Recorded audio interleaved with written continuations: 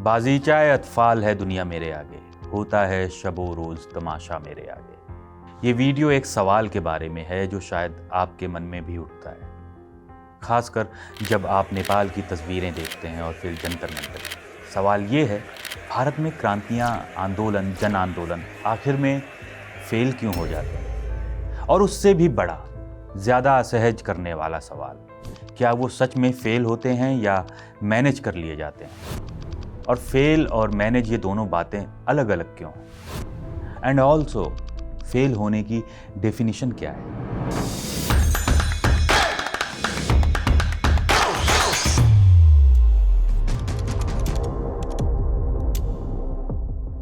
एक अपमान फेंका गया था तिलचट्टा, और उस अपमान को झाड़ने के बजाय उठाकर पहन लिया गया। ये कोई नई ट्रिक नहीं है। फ्रांस में जिन्हें मजाक में सांस कुलोट्स कहा गया, बिना घुटने के पैंट वाले जो होते हैं उन्होंने वही नाम अपना झंडा बना लिया। ब्रिटेन में सफ्रेजेट शब्द अखबार ने चिढ़ाने के लिए गढ़ा था और औरतों ने अपने संगठन का नाम उसी पर रख लिया। टोरी का मतलब आयरिश में डाकू था। इम्प्रेशनिस्ट एक क्रिटिक की गाली थी। दलित शब्द चुना गया, दिया नहीं गया। सोशलॉजी में इसे रीएप्रोप्रिएशन कहते हैं, और ये हमेशा एक ही चीज़ का संकेत है कि जिस पर लेबल चिपकाया गया है उसके पास खोने को अब शर्म नहीं बची। ये ताकत का लक्षण भी है और हताशा का, दोनों एक साथ। लेकिन ये वीडियो सीजेपी के बारे में नहीं, ये उस मशीन के बारे में है जिसके सामने सीजेपी खड़ी है, और वो मशीन सीजेपी से 166 साल पुरानी है। इससे पहले कि हम क्यों पर जाएं, क्या देख लेते हैं। भारत के प्रमुख आंदोलन मोटे तौर पर दो हिस्सों में, आज़ादी से पहले संथाल हूल, नील विद्रोह, बिरसा मुंडा का Ulgulan, Champaran Satyagraha, Kheda, Ahmedabad mill strike, Rowlatt Satyagraha, Khilafat और असहयोग आंदोलन, वैकोम सत्याग्रह, महाड़ सत्याग्रह, बारदोली, सविनय अवज्ञा और Dandi, quit India Tebhaga, royal Indian navy विद्रोह, तेलंगाना सशस्त्र संघर्ष। आज़ादी के बाद वाले स्क्रॉल हो रहे हैं, वो देख लीजिए, एक दो पढ़ देता हूँ। पोट्टी श्री रामुलू का अनशन और आंध्र, संयुक्त महाराष्ट्र और महागुजरात, हिंदी विरोधी आंदोलन तमिलनाडु, नक्सलबाड़ी, चिपको, नवनिर्माण गुजरात, और ये आप पढ़ते जाइए। और अब कॉकरोच जनता पार्टी। ये लिस्ट अधूरी है, जानबूझकर। पूरी लिस्ट बनेगी तो सिर्फ लिस्ट की ही एक किताब छपेगी। अब इस लिस्ट में एक अजीब पैटर्न नोटिस कीजिए। जो आंदोलन जीते उनमें से करीब हर एक ने किसी ना किसी रूप में राज्य से नक्शा बदलवाने की मांग की थी। भाषा, प्रांत, सीमा, नाम। पोट्टी श्री रामुलू, संयुक्त महाराष्ट्र हिंदी विरोध, उत्तराखंड, झारखंड, तेलंगाना। और जो आंदोलन हारे या फिर आज तक चल रहे हैं, उनमें से करीब हर एक ने राज्य से ताकत छोड़ने को कहा था। नर्मदा, अफस्पा, कुडनकुलम, लद्दाख। नक्शा बदल देना सरकार के लिए सस्ता है, ताकत छोड़ना महंगा। ये वीडियो इसी हिसाब किताब के बारे में है। ये वीडियो शुरू करने से पहले मैंने सोचा था कि जवाब आधुनिक होगा, पर मैं गलत निकला। पहले ये तय कर लेते हैं कि क्या आंदोलनों का मैनेज होना आज़ादी के बाद की बीमारी है? क्या अंग्रेज़ों के ज़माने में आंदोलन असली थे और अब नकली हैं? नहीं, बिल्कुल उल्टा है। तकनीक अंग्रेज़ों ने ही ईजाद की थी, हमने सिर्फ फाइल विरासत में ली। मार्च 1859 बंगाल के नदिया ज़िले में किसानों ने तय किया कि अब वो नील नहीं बोएंगे। बस कोई हथियार नहीं, कोई नारा नहीं, सिर्फ इनकार। ये आंदोलन बंगाल के नील ज़िलों में फैल गया। कुछ जमींदारों ने भी साथ दिया, क्योंकि प्लांटर उनसे ज़्यादा ताकतवर होते जा रहे थे। कलकत्ता के पढ़े लिखे बंगाली और अखबार नवीस भी साथ आ गए। और फिर मार्च 1860 में बंगाल की सरकार ने इंडिगो एक्ट पास किया। उस एक्ट में क्या था? उसने किसानों को एक और सीजन के लिए नील के कॉन्ट्रैक्ट पूरे करने पर मजबूर किया, और साथ ही उसने जांच के लिए एक इंडिगो कमीशन बना दिया। एक हाथ से कमेटी, दूसरे हाथ से एक और फसल। कमेटी जून 1860 में बनी, उसकी रिपोर्ट ने वाकई प्लांटरों की ज्यादतियों को उजागर किया। नवंबर 1860 में सरकार ने नोटिफिकेशन निकाला कि किसानों को नील बोने पर मजबूर नहीं किया जा सकता। जीत। सिवाय इसके कि जीत का मतलब क्या निकला? 1860 के अंत तक प्लांटर फैक्ट्रियां बंद कर चुके थे और बंगाल से नील की जो खेती थी वो करीब खत्म हो चुकी थी। किसान जीत गए और नील की खेती वहाँ से उठ के बिहार चली गई। 57 साल बाद 1917 में एक वकील मोहनदास गांधी चंपारण पहुँचे। वजह नील, तिनकठिया, वही सिस्टम, वही फसल, नया प्रांत। आंदोलन जीता था, समस्या माइग्रेट कर गई थी। मतलब समस्या खत्म नहीं हुई। नील विद्रोह की सबसे ताकतवर आवाज़ अखबार नहीं, एक नाटक था, दीनबंधु मित्र का नील दर्पण। 1858 से 59 में लिखा गया। 1860 में ढाका में छपा। एक पोस्ट मास्टर ने नदिया और जसोर के गांव में घूमकर जो देखा था वो लिख दिया। रेवरेंड जेम्स लॉन्ग ने उसका अंग्रेजी अनुवाद छपवाया। अनुवाद करीब निश्चित रूप से माइकल मधुसूदन दत्त ने किया था। जुलाई 1861 में लॉन्ग पर लाइबल का मुकदमा चला। 1 महीने की जेल और 1000 रुपये जुर्माना काली प्रसन्न सिंह ने वहीं खड़े होकर भर दिया। यानी 1861 में ही ये तय हो चुका था कि भारत में सत्ता से लड़ने का तरीका क्या होगा और सत्ता का जवाब क्या होगा। लिखो, छपो, मुकदमा झेलो, जुर्माना कोई और भरेगा और सरकार एक कमेटी बना देगी। 166 साल बाद 2026 में एक हैंडल ब्लॉक होता है और उसके मालिक को रूल 7 की एक इंटर डिपार्टमेंटल कमेटी के सामने बुलाया जाता है, जहां उसे ऑर्डर भी नहीं दिखाया जाता। अलग सदी वही फाइल और आज़ादी की लड़ाई खुद। यहाँ हमें आत्ममंथन करना होगा क्योंकि सबसे बड़ा मैनेजमेंट अंग्रेज़ों ने नहीं किया था। 4 फरवरी 1922 चौरी चौरा, भीड़ ने थाना जला दिया, पुलिस वाले मारे गए। 12 फरवरी को कांग्रेस वर्किंग कमेटी ने बारदौली में असहयोग आंदोलन वापस ले लिया, गांधी के कहने पर। उस वक्त आंदोलन अपने पीक पर था। मोतीलाल नेहरू, लाला लाजपत राय जेल में बैठे बैठे भड़क। सुभाष चंद्र बोस ने बाद में लिखा कि जब जनता का जोश उबाल पर था, ठीक उसी वक्त पीछे हटने का आदेश देना राष्ट्रीय आपदा से कम नहीं था। आंदोलन को सरकार ने नहीं रोका, आंदोलन को उसके अपने नेता ने रोक दिया। फिर 5 मार्च 1931 गांधी इरविन पैक्ट, दांडी और नमक सत्याग्रह का नतीजा क्या निकला? समुद्र तट के पास रहने वालों को घरेलू इस्तेमाल के लिए नमक बनाने की छूट, राजनीतिक कैदियों की रिहाई और गोलमेज सम्मेलन में शिरकत। पूर्ण स्वराज नहीं, नमक टैक्स भी नहीं गया। और उसके 18 दिन बाद 23 मार्च 1931 को भगत सिंह, राजगुरु और सुखदेव को फांसी हो गई। कराची अधिवेशन में गांधी को काले झंडे दिखाए गए। नौजवान भारत सभा के लड़कों ने कागज़ के फूल दिए जो उन्होंने कहा कि भगत सिंह की राख से बने। तो क्या हमेशा ऐसा ही होता था? नहीं।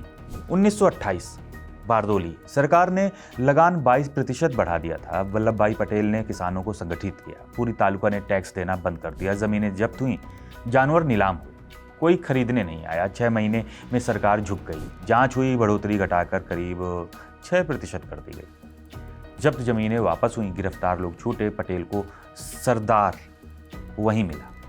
बारदौली क्यों जीता? क्योंकि वो छोटा था, एक तालुका, एक मांग, एक नंबर और एक साफ एग्जिट जिसमें सरकार की इज्जत बच जाती थी। ये फार्मूला पूरी प्ले बुक में लौट कर आएगा, याद रखिए। अच्छा, सब मैनेज कैसे हो जाता है? ये कोई कॉन्स्पिरेसी नहीं, किसी कमरे में बैठकर कोई प्लेबुक नहीं लिखी गई। ये एक इंस्टीट्यूशनल रिफ्लेक्स है जो हर सरकार ने, हर पार्टी ने हर दौर में सीखा है, क्योंकि ये काम करता है और ये 7 पॉइंट्स में चलता है। पहला पॉइंट, क्रांति को क्रांति रहने दो, इसे कोई लेबल ना दो।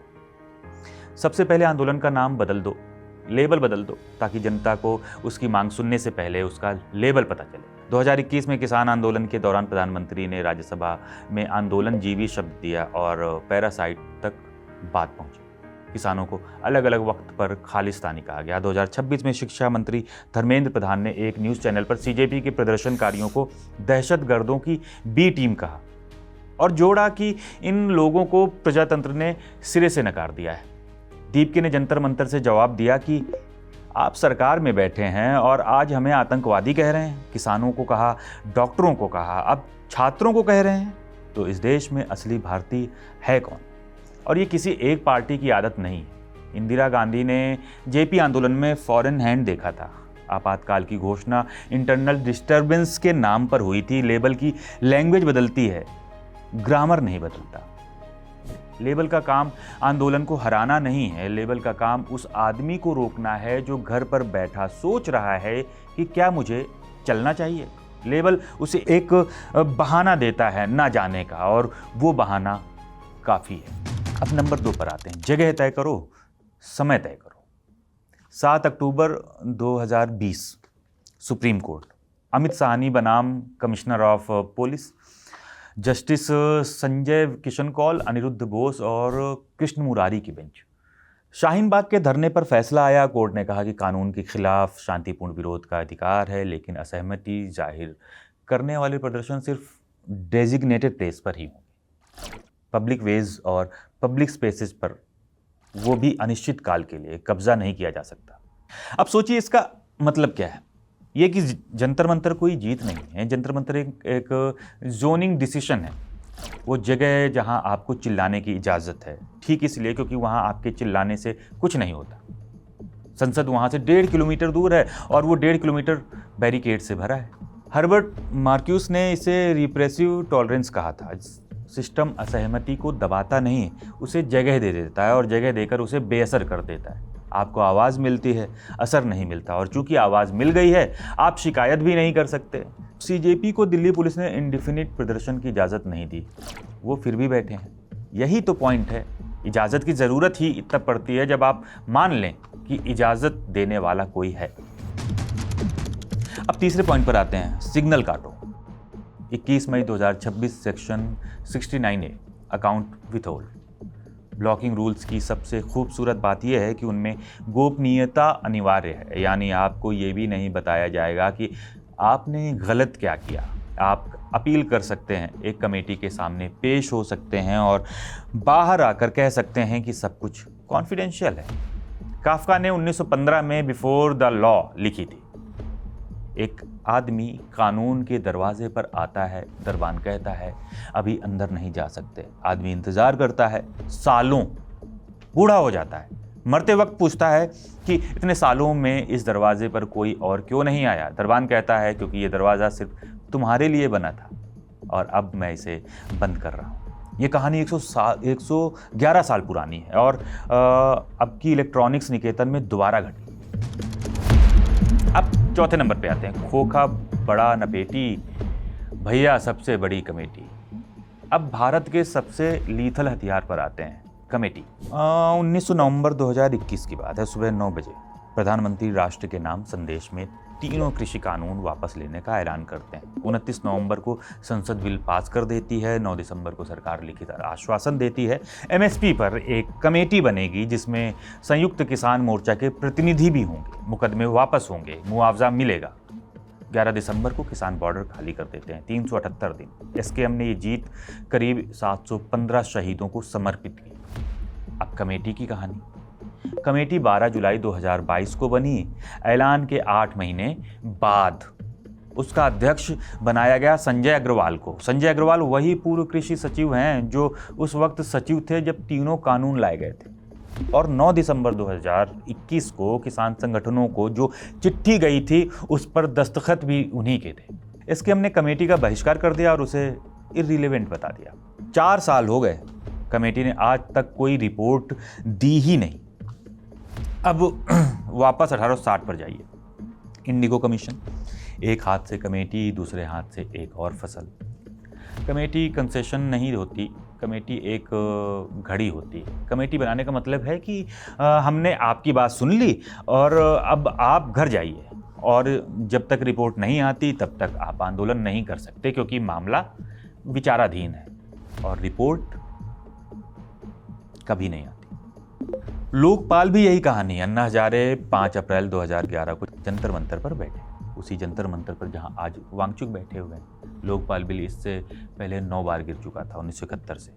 आंदोलन के बाद लोकपाल एंड लोकायुक्त एक्ट 2013 आया। 16 जनवरी 2014 को लागू हुआ। पहला लोकपाल कब नियुक्त हुआ? मार्च 2019, एक्ट के 5 साल बाद। और सिलेक्शन कमेटी तब बनी जब एक एनजीओ ने सुप्रीम कोर्ट में कंटेम्प्ट पिटीशन डाली। और लोकपाल ने क्या किया? द प्रिंट ने जुलाई 2025 में 620 फाइनल ऑर्डर्स का एनालिसिस किया और नतीजा ये था कि जिन गिने चुने मामलों में सीबीआई जांच या प्रोसिक्यूशन सैंक्शन हुआ वो बैंक अफसरों और तनख्वाह में गड़बड़ी और फर्जी ट्रैवल बिल जैसे मामले थे। छोटी मछलियाँ, जिन 2 बड़े नामों की जांच हुई, महुआ मोइत्रा और शिबू सोरेन, दोनों के खिलाफ शिकायत एक ही बीजेपी सांसद निशिकांत दुबे ने की थी। प्रधानमंत्री के खिलाफ आई एक शिकायत खारिज कर दी गई। अन्ना आंदोलन ने एक संस्था बनवाई, संस्था बन गई, संस्था काम नहीं करती और अब कोई ये नहीं कह सकता कि लोकपाल नहीं। ये मैनेजमेंट का सबसे ऊंचा दर्जा है। मांग मान लो, इतनी अच्छी तरह मानो कि दोबारा मांगने की जगह ही ना बचे। अब 5वें पॉइंट पर आते हैं, टेक्निकल मानो, पॉलिटिकल मत मानो। ये सबसे नया और सबसे सोफिस्टिकेटेड हथियार है और सीजेपी इसी की चपेट में है। टाइमलाइन देखिए, 3 मई 2026 नीट यूजी 551 शहरों में करीब 23 लाख रजिस्टर्ड कैंडिडेट। 7 मई की शाम एनटीए को गड़बड़ी की सूचना। 8 मई मामला केंद्रीय एजेंसियों को। 12 मई एग्जाम कैंसिल। राजस्थान एसओजी ने कथित मास्टरमाइंड मनीष यादव और राकेश मंडावरिया को गिरफ्तार किया। 21 जून री एग्जाम। 16 जुलाई रिजल्ट। 11.21 लाख क्वालिफाई। पूरे 74 दिन में सिस्टम ने वो कर दिया जो उससे मांगा गया था।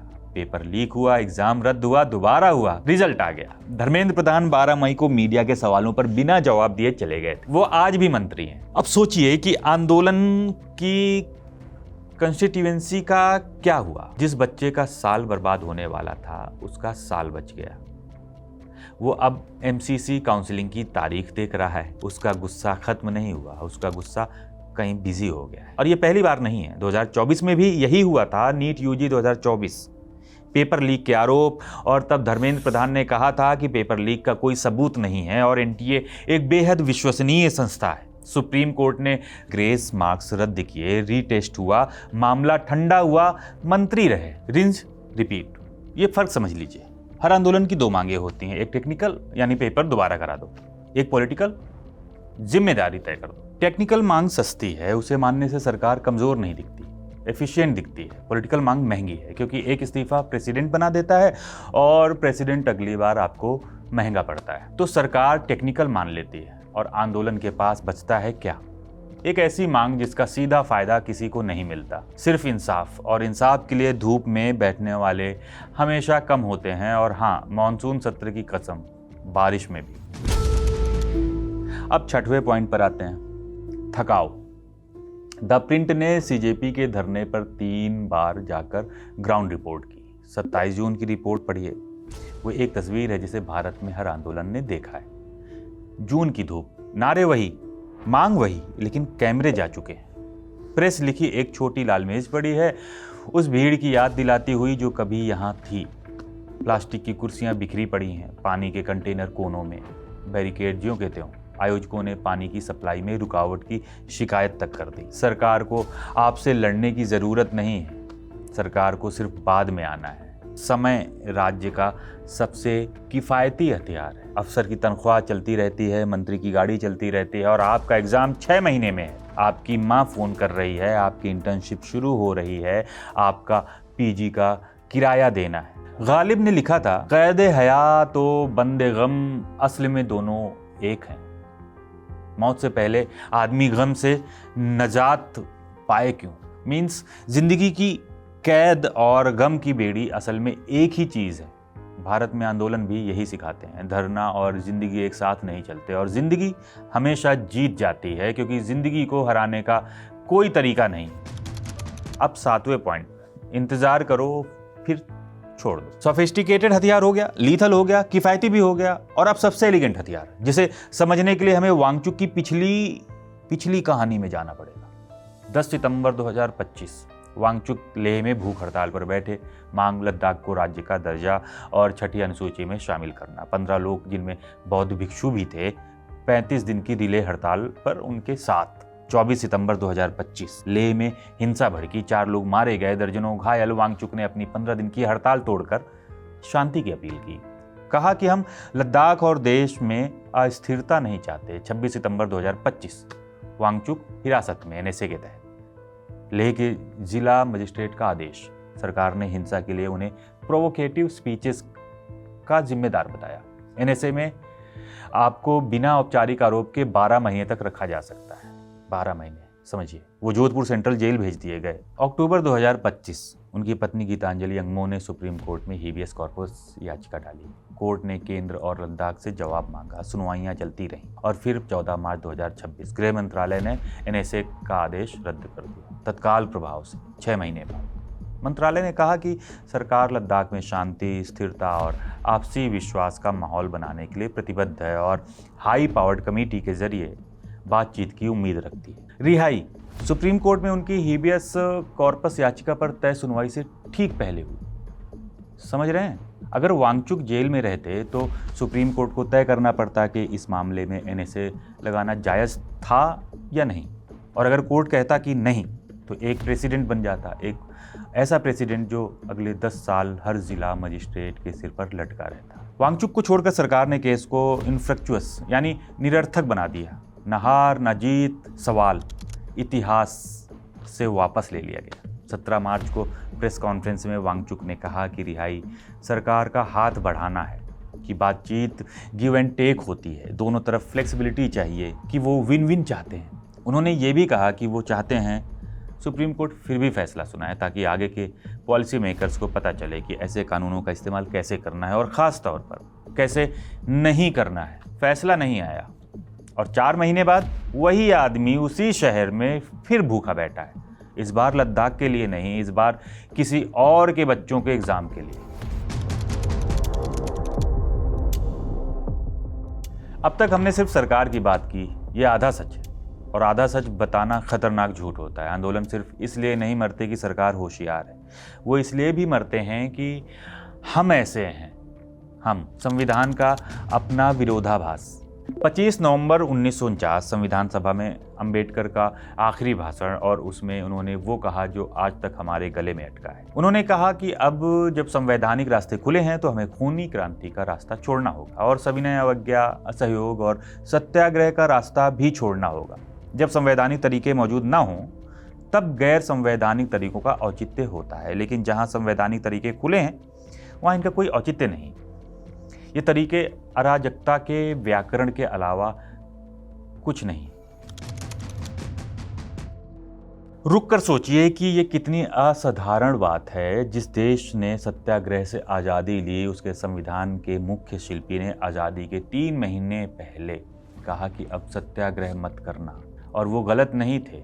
उनका तर्क बिल्कुल ठोस है। लोकतंत्र में असहमति का रास्ता वोट है, अदालत है, संसद है। सड़क का रास्ता तब है जब बाकी रास्तों में बैरिकेडिंग्स लगी हों, मतलब निकलने का रास्ता ही ना हो।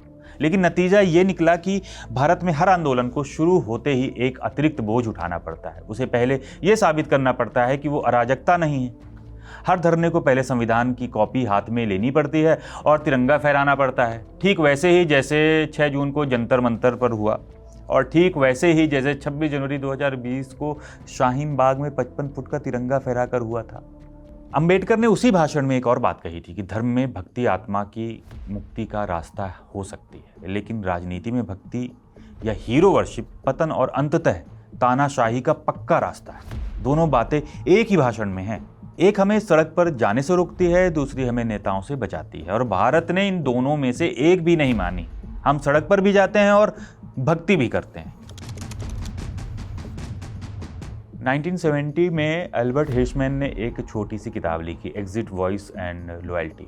तर्क सीधा था, जब कोई संस्था खराब होने लगती है तो आपके पास 2 विकल्प होते हैं। वॉइस, अंदर रहकर शिकायत करो, लड़ो, सुधारो, एग्जिट, निकल जाओ। और हिर्शमैन का मारक ऑब्जर्वेशन ये था कि एग्जिट वॉइस को कमज़ोर कर देता है, क्योंकि ये जो लोग सबसे ज़्यादा नाराज़ होते हैं और सबसे ज़्यादा सक्षम होते हैं वही सबसे पहले निकल जाते हैं, और जो बचते हैं उनमें लड़ने की ताकत सबसे कम होती है। अब भारत को इस लेंस से देखिए। आपको सरकारी स्कूल पसंद नहीं, प्राइवेट स्कूल। पानी गंदा है, आरओ। बिजली नहीं आती, इन्वर्टर। सरकारी अस्पताल की हालत ख़राब है, प्राइवेट हॉस्पिटल है ना। सड़क टूटी है, एसयूवी। पुलिस भरोसेमंद नहीं है, गार्ड। और पूरा सिस्टम ही नहीं पसंद, पायलट्स। भारत का हर मिडिल क्लास इंसान अपनी पूरी ज़िंदगी स्टेट से एग्जिट खरीदने में लगाता है, और जो आदमी राज्य से बाहर निकलने का रास्ता खरीद चुका है वो राज्य को ठीक करने सड़क पर क्यों ही उतरेगा? क्यों?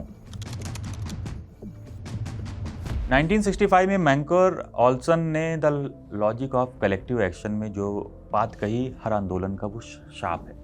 अगर आंदोलन जीत गया तो फ़ायदा सबको मिलेगा, जो धरने पर बैठा था उसे भी, और जो घर पर रील्स देख रहा था उसे भी।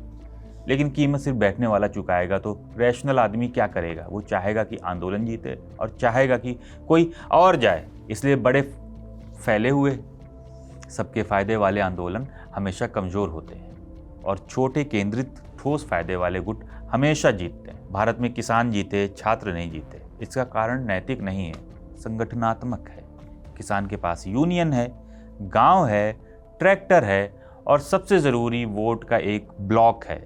छात्र के पास गिनती के 3 साल है और फिर वो छात्र नहीं रहता। हर आंदोलन की सबसे बड़ी दुश्मन उसकी अपनी कॉन्स्टिट्यूएंसी की एक्सपायरी डेट होती है। जो चुप हैं, तिमूर कुरान ने प्रेफरेंस फाल्सिफिकेशन का सिद्धांत दिया। लोग सार्वजनिक रूप से वो नहीं कहते जो वो निजी तौर पर मानते हैं, क्योंकि सामाजिक कीमत चुकानी होती है। नतीजा ये कि हर आदमी को लगता है कि वो अकेला है, सब नाराज़ हैं और किसी को नहीं पता कि सब नाराज़ हैं। और फिर कभी कभी एक चिंगारी लगती है और कास्केड हो जाता है, जैसे 1989 में पूरी यूरोप में हुआ, जैसे 2025 में काठमांडू में हुआ, और ज़्यादातर बार कास्केड नहीं होता। सीजेपी ने एक चीज़ बहुत सही की, उसने प्रेफरेंस फाल्सिफिकेशन तोड़ा। मैं कॉकरोच हूँ कहना उस चुप्पी को तोड़ना था। लेकिन कास्केड इंस्टाग्राम पर नहीं होता। कास्केड तब होता है जब आदमी को लगे कि सड़क पर उसके साथ इतने लोग होंगे कि पुलिस उसे अकेला नहीं पकड़ पाएगी, और वो भरोसा फॉलोअर काउंट से नहीं आता। पार्थ चटर्जी ने the politics of the govern में एक डिस्टिंक्शन बनाया जो भारत को समझने की चाबी है। सिविल सोसाइटी बनाम पॉलिटिकल सोसाइटी। सिविल सोसाइटी वो जगह है जहां नागरिक अधिकार की भाषा में बात करते हैं, कानून बदलो, नियम बदलो। पॉलिटिकल सोसाइटी वो जगह है जहां आबादियां अपवाद की भाषा में बात करती हैं। मेरी बस्ती न तोड़ो, मेरा कनेक्शन रहने दो, मेरे लिए एक्सेप्शन बना दो। और भारत के बहुत बड़े हिस्से की राज्य से बातचीत दूसरी वाली भाषा में होती है। हम अधिकार नहीं मांगते, रियायत मांगने लग जाते हैं। अब इसमें आंदोलन कहाँ फिट होता है? आंदोलन हमेशा पहली भाषा में बोलता है, वो नियम बदलने को कहता है। और भारत की राजनीतिक मशीनरी नियम बदलने के लिए नहीं, अपवाद बांटने के लिए डिजाइन की गई। इसीलिए हर आंदोलन के साथ आखिर में यही होता है कि सरकार उसके नेताओं को बुलाकर पूछती है, बताइए आपको क्या चाहिए? और नेता कहता है, हमें कानून चाहिए। और सरकार सुनकर मुस्कुरा देती है, क्योंकि सरकार पैकेज देना जानती है, कानून नहीं। एंटोनियो ग्राम्स्की ने पैसिव रेवोल्यूशन की अवधारणा दी, यानी वो बदलाव जो ऊपर से इसलिए किया जाता है ताकि नीचे से आने वाला बदलाव रोका जा सके। सत्ता उतना दे देती है जितना ज़रूरी है ताकि बाकी सब बचा रहे।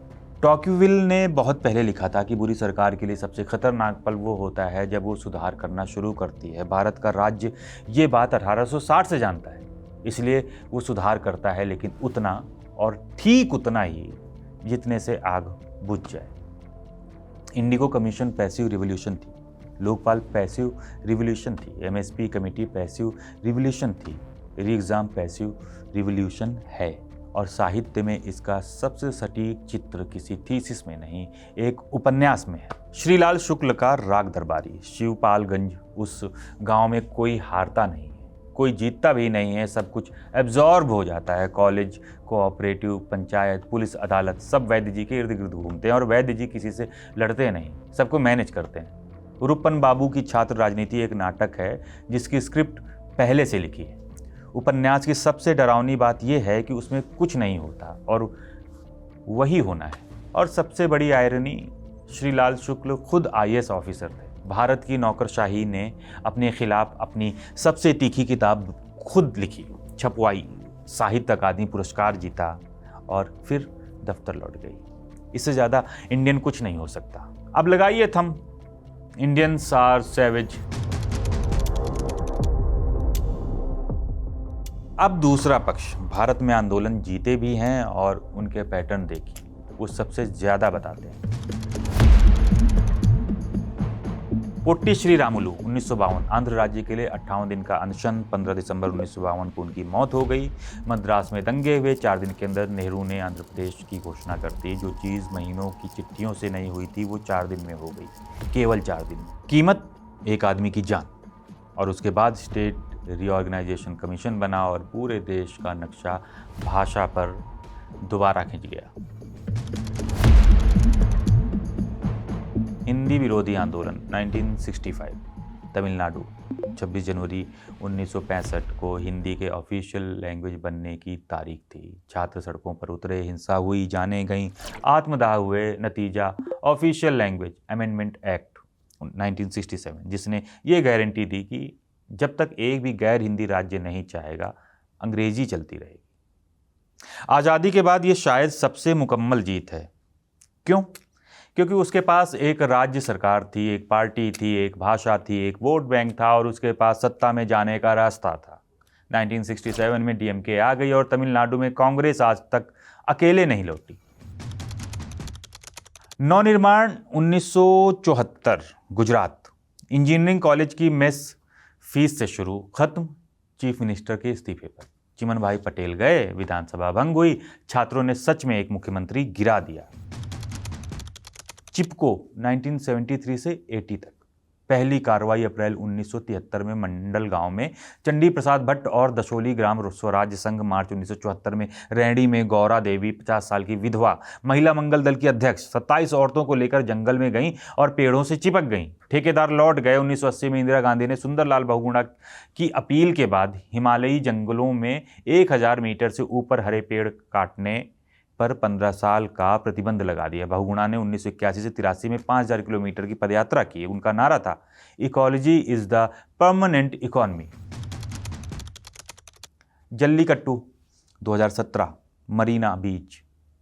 6 दिन, लाखों लोग, 1 हफ्ते में अध्यादेश। किसान आंदोलन 2020-21, 378 तीनों कानून वापस। अभी इन जीतों में कॉमन क्या है? एक, या तो आंदोलन के पास एक आने वाले चुनाव पर वीटो था। किसान आंदोलन 19 नवंबर 2021 को जीता और उत्तर प्रदेश और पंजाब के चुनाव फरवरी 2022 में थे। ये संयोग नहीं था, ये मैथ था। 2, या फिर आंदोलन ने ऐसी चीज़ें मांगी जिसे देने में सरकार को कुछ खोना नहीं था। जल्लीकट्टू में हर पार्टी जल्लीकट्टू के पक्ष में थी।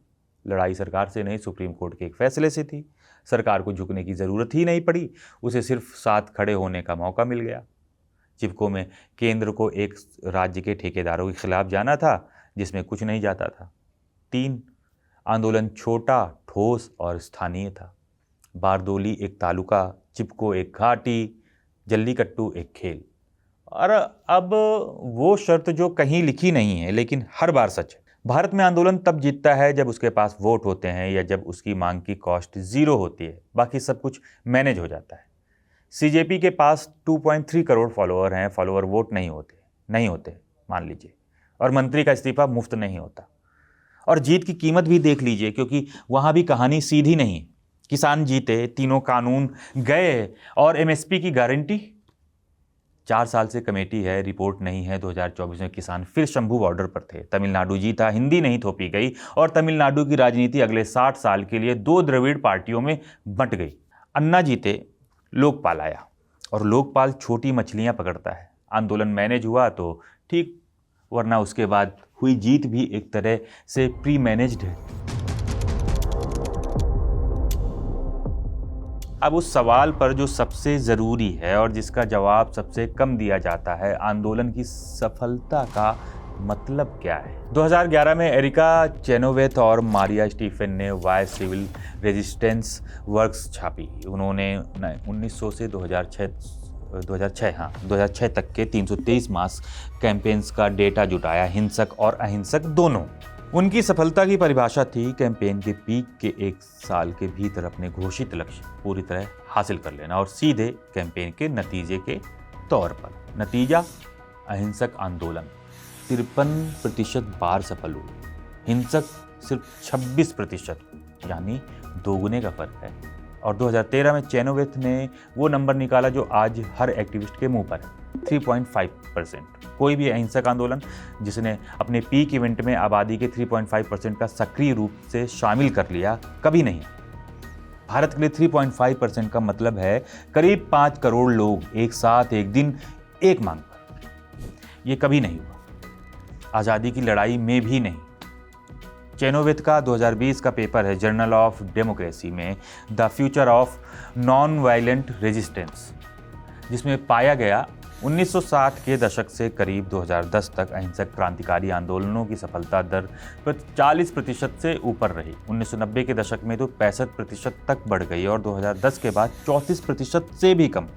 हिंसक आंदोलनों की सिर्फ 8%। यानी पिछले 10-15 साल में जब आंदोलन इतिहास में सबसे ज़्यादा हो रहे हैं, सबसे ज़्यादा लोग सड़कों पर आ रहे हैं, सबसे ज़्यादा वायरल हो रहे हैं, तब वो सबसे कम जीत रहे हैं। ये भारत की बीमारी नहीं है, ये दुनिया की है, पूरी दुनिया की। और चेनोविथ की डायग्नोसिस 2 हिस्सों में और दूसरा हिस्सा ज़्यादा ज़रूरी। पहला, सरकारें होशियार हो गई हैं, internet shutdown, surveillance, targeted blocking, फर्जी वॉर थकाने की रणनीति। दूसरा, आंदोलन खुद बदल गए हैं, वो पहले से थिन हो गए हैं।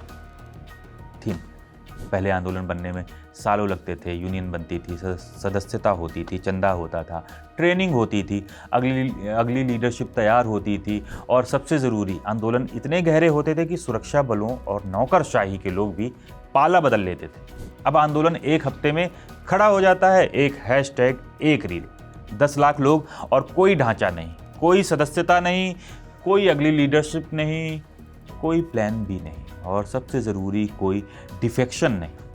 ब्यूंग चुल हान ने इसे डिजिटल स्वार्म कहा है। भीड़ नहीं, झुंड। भीड़ में एक हम होता है, एक आवाज़, एक दिशा, कदमों की आहट। झुंड में सिर्फ अलग अलग व्यक्ति होते हैं जो एक साथ शोर मचा रहे हैं और शोर बंद होते ही वो बिना निशान छोड़े बिखर जाते हैं। 2.3 करोड़ फॉलोअर एक झुंड है, जंतर मंतर पर बैठे 300 लोग एक भीड़ है और सरकार फर्क जानती है।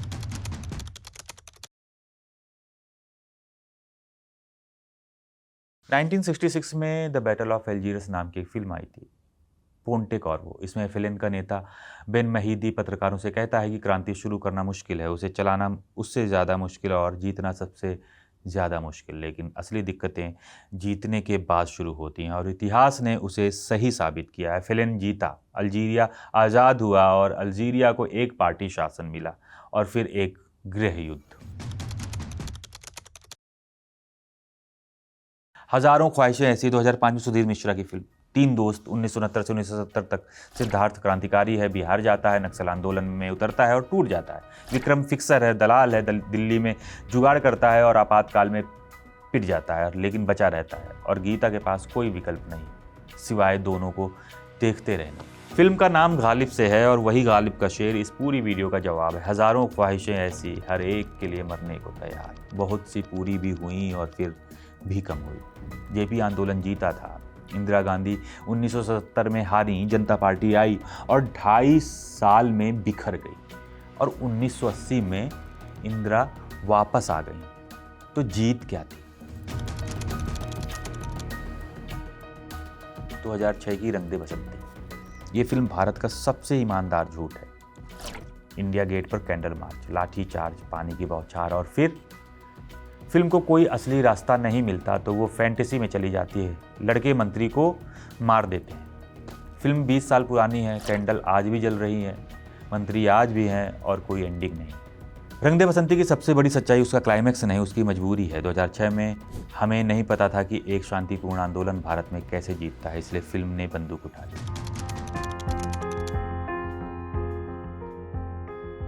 पीपली लाइव 2010 की फिल्म। ये फिल्म नहीं, भविष्यवाणी है। नत्था आत्महत्या करने वाला है, कैमरे आ जाते हैं, पूरा मीडिया पीपली में डेरा डाल देता है। टीआरपी लाइव, पैनल, डिबेट, मंत्री, मुआवजे का ऐलान और फिर एक बड़ी खबर आ जाती है और कैमरे रातों रात चले जाते हैं और नत्था दिल्ली में मजदूरी करने लगता है बिना नाम। द प्रिंट की 27 जून को ग्राउंड रिपोर्ट देखिए। प्रेस लिखी छोटी लाल मेज और टीवी कैमरों की वो फौज जो जा चुकी है, आ चुकी के बाद। ऑनेस्टली पीपली लाइव कोई सटायर नहीं थी, वो एक डॉक्यूमेंट्री थी जो 16 साल पहले शूट हो गई थी। और 3 इडियट्स 2009 की फिल्म। फुनसुक वांगडू का किरदार सोनम वांगचुक से प्रेरित था। ये अपने वक्त की सबसे बड़ी फिल्म बनी। All is well. राष्ट्रीय मंत्र बन गया। पूरा देश उस फिल्म पर रोया जो कह रही थी कि हमारा एग्ज़ाम सिस्टम बच्चों को मार रहा है। 17 साल बाद वो आदमी जिससे वो किरदार बना था, दिल्ली की धूप में उसी एग्ज़ाम सिस्टम के खिलाफ भूखा बैठा है। और ओमी वैद्य जिन्होंने चतुर का रोल किया था, उनके समर्थन में पोस्ट कर रहे हैं। जीनत अमाना और अभय देओल भी। एक फिल्म ने 40 करोड़ लोगों को रुला दिया और एक सवाल भी नहीं बदला। यही तो असली मैनेजमेंट है। भारत ने अपने गुस्से का सबसे बड़ा कैथारसिस सिनेमा हॉल में कर लिया। हम 3 घंटे रोते हैं, ऑल इज वेल गाते हैं, बाहर निकलते हैं और अपने बच्चे को कोटा भेज देते हैं या कानपुर, कहीं भी। गाय डिबोर्ड ने 1967 में सोसाइटी ऑफ द स्पेक्टिकल में लिखा था कि everything that was directly lived has moved away into a representation. Bharat में आंदोलन का सबसे बड़ा दुश्मन दमन नहीं है।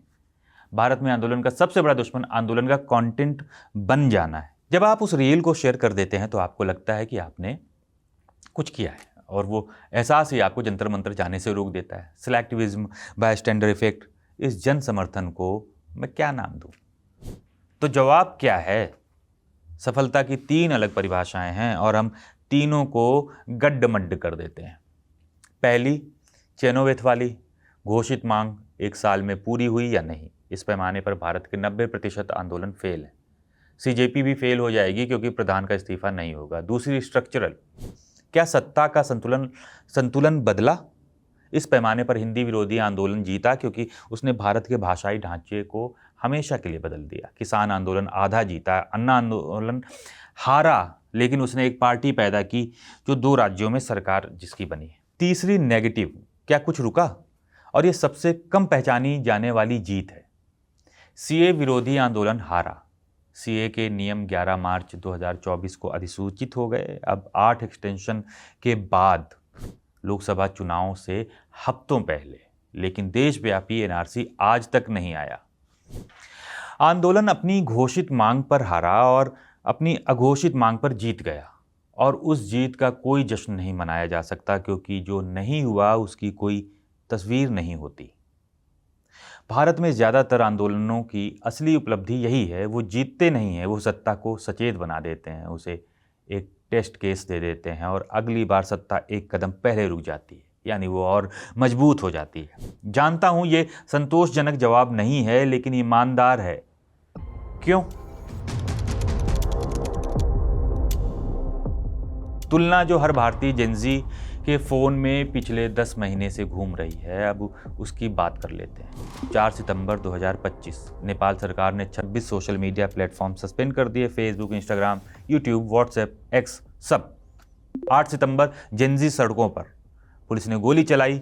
उस एक दिन में कम से कम 19 लोग मारे गए। 9 सितंबर, संसद भवन जल रहा है, नेताओं के घर जल रहे हैं और केपी शर्मा ओली ने इस्तीफा दे दिया। सोशल मीडिया बैन हटा लिया गया। 10 सितंबर, सेना ने कर्फ्यू लगाया। 12 सितंबर, सुशीला कार्की, पूर्व चीफ जस्टिस, 73 साल की, नेपाल की पहली महिला प्रधानमंत्री के तौर पर शपथ लेती हैं। अंतरिम सरकार। 22 सितंबर तक कुल मौतें 74 से ऊपर, घायल 2113 से ज़्यादा। 5 मार्च 2026, चुनाव, करीब 60% मतदान। 12 मार्च 2026, नतीजा, राष्ट्रीय स्वतंत्र पार्टी को 275 में से 182 सीटें, नेपाली कांग्रेस को 38। बालेन्द्र शाह ने झापा 5 में 4 बार के प्रधानमंत्री केपी ओली को करीब 50,000 वोटों से हराया। ओली के अपने गढ़ में। 27 मार्च 2026, बालेन्द्र शाह, 35 साल के स्ट्रक्चरल इंजीनियर, रैपर, काठमांडू के पूर्व मेयर, नेपाल के प्रधानमंत्री की शपथ लेते हैं। फ्रॉम GIF टू GOV, 6.5 महीने। और भारत में एक मीम को 2 महीने हो गए हैं और एक आदमी 20 दिन से भूखा है। तो नेपाल में क्यों हुआ और यहाँ क्यों नहीं? एक पैमाना, नेपाल 3 करोड़ का देश है। एक घाटी, एक काठमांडू, एक सिंह दरबार, आप उसे घेर सकते हैं। भारत 145 करोड़ है, 28 राज्य और कोई एक चौक नहीं जिसे घेरने से सब रुक जाए। मिस्र में तहरीर था, श्रीलंका में गोलफेस ग्रीन था, बांग्लादेश में शाहबाग था। भारत में क्या है? दिल्ली भारत नहीं है और यही इस देश की सबसे बड़ी सुरक्षा है और सबसे बड़ी कैद भी। 2, संघवाद। भारत की केंद्र सरकार दिल्ली हार सकती है और फिर भी वह बची रह सकती। ओली के पास जाने के लिए कोई दूसरा राज्य नहीं था। 3, कैलेंडर। भारत में हर साल कहीं ना कहीं चुनाव है।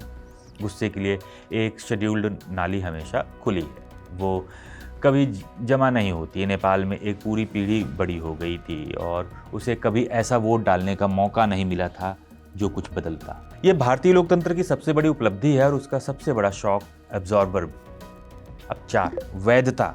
ओली एक ऐसी सरकार चला रहे थे जो 3 नेताओं के बीच घूमती एक कार्टेल थी, जिसके पास कोई ताज़ा जनादेश नहीं था। जिस सरकार के पास बड़ा बहुमत और लगातार चुनावी जीत हो, वो जंतर मंतर से नहीं गिरती। ये पसंद नापसंद का सवाल नहीं, अंक गणित का है। 5, सुरक्षा बल। चेनोवेथ का सबसे ज़रूरी वेरिएबल यही है। नेपाल में सेना ने एक बिंदु पर सरकार का बचाव करना बंद कर दिया। भारत में ऐसा कोई संकेत नहीं कहीं। 6, गुस्से का कॉमन डिनोमिनेटर। नेपाल के जेनजी के पास एक दुश्मन था, भारत के जेनजी के पास 28 राज्य सरकारें के एक केंद्र, और इस बात पर कोई सहमति नहीं कि गलती किसकी है। बिहार का नीट एस्पिरेंट, तमिलनाडु का किसान, लद्दाख का एनवायरमेंटलिस्ट और दिल्ली का छात्र एक ही दिन एक ही बात पर नाराज नहीं होते। भारत की विविधता उसकी सबसे बड़ी खूबसूरती है और उसकी सबसे बड़ी कलेक्टिव एक्शन प्रॉब्लम भी। अच्छा, एक और सवाल, क्या नेपाल जीत गया? 76 बच्चे मर गए, संसद जल गई, एक 4 साल पुरानी पार्टी के पास 182 सीटें हैं और शासन का कोई अनुभव नहीं। बालेन्द्र शाह को प्रधानमंत्री बने 4 महीने हुए हैं। क्रांति ने 76 बच्चे खाए और बदले में एक रैपर को 2/3 बहुमत मिला। हो सकता है ये सबसे अच्छी चीज़ हो जो नेपाल के साथ हुई हो सकता है ये सिर्फ नया चेहरा हो पुरानी मशीन पर। मुझे नहीं पता, आपको नहीं पता, बालेन्द्र शाह को भी नहीं पता। 5 साल बाद पूछिए, क्योंकि यही तो अध्याय 7 का सबक था। T+6 महीने पर दिखने वाली सफलता नहीं होती। मिस्र में तहरीर 2011 में जीता था, 2013 में सेना वापस आ गई। श्रीलंका में अर्गलेया 2022 में जीता, राजपक्षे भागे और जो राष्ट्रपति बना वो वही रानिल विक्रमसिंघे था जो पहले से सिस्टम का हिस्सा था। क्रांति की तस्वीर जलती हुई संसद होती है। क्रांति का नतीजा 10 साल बाद की एक बजट फाइल होता है और तस्वीर वायरल होती है, फाइल नहीं। जो भी जीता है बड़े उबाऊ तरीके से जीता है, तो इसका मतलब क्या कि कुछ मत करो? नहीं, इसका मतलब उल्टा है। चेनोवेथ का 34% वाला नंबर दोनों तरफ काटता है। हाँ, आंदोलन ज़्यादा हार रहे हैं, लेकिन उनका डायग्नोसिस ये नहीं था कि राज्य अजेय हो गया है। उनका डायग्नोसिस ये था कि आंदोलन थिन हो गए। थिन और पतलेपन का इलाज मोटाई है, जो बोरिंग है। भारत में जो भी जीता बोरिंग तरीके से जीता। बारदोली 6 महीने में जीता क्योंकि पटेल ने हर गांव में सत्याग्रह पत्रिका बांटी, हर परिवार का रजिस्टर बनाया और ये तय किया कि नीलामी में कोई खरीदार ना पहुंचे। चिपको 7 साल चला, उसमें एक भी वायरल पल नहीं था। सिर्फ औरतें थीं जो जंगल में रात भर पहरा देती थीं। सूचना का अधिकार राजस्थान के एक गांव में MKSS की जन सुनवाई से शुरू हुआ 1990 के आसपास। कानून 2005 में आया। 15 साल कोई कैंडल मार्च नहीं, सिर्फ मस्टर रोल की फोटोकॉपी और गांव के चौक में उन्हें जोर से पढ़ना। किसान आंदोलन 378 दिन इसलिए टिका क्योंकि उसके पीछे लंगर था, ट्रैक्टर था, गांव की रोटेशन थी और 40 यूनियनों का एक मोर्चा था जिसकी मीटिंग हर हफ्ते होती थी। ये सब उबाऊ है, इसकी रील नहीं बनती। ग्रामशी ने इसे वॉर ऑफ पोजीशन कहा था, वॉर ऑफ मैन्यूवर के मुकाबले। आप विंटर पैलेस पर हमला नहीं करते, आप स्कूल कमेटी में घुसते हैं, यूनियन में, अदालत में, कोर्स की किताब में, नगर निगम में। धीरे, बोरिंग, 10 साल। और भारत में इसका सबसे सफल उदाहरण वो आंदोलन है जिसका नाम इस लिस्ट में सबसे ऊपर होना चाहिए, राम जन्मभूमि आंदोलन। 40 साल चला, कैडर बनाया, केस लड़े, चुनाव लड़ा, पाठ्यक्रम में गया, टीवी में गया और जीत गया। कैविएट ये कि मैं किसी विचारधारा की बात नहीं कर रहा, मेथड की बात कर रहा हूँ। भारत में आंदोलन नहीं, संगठन जीतते हैं और यही CJP का असली सवाल है। और वो सवाल दुश्मनी में नहीं, चिंता में पूछा जा रहा है। 15 जुलाई को द प्रिंट ने कांग्रेस महासचिव जयराम रमेश से पूछा कि पार्टी CJP के साथ क्यों नहीं है। जवाब सुनिए, movements come and movements go, but you need to be serious players in the political system.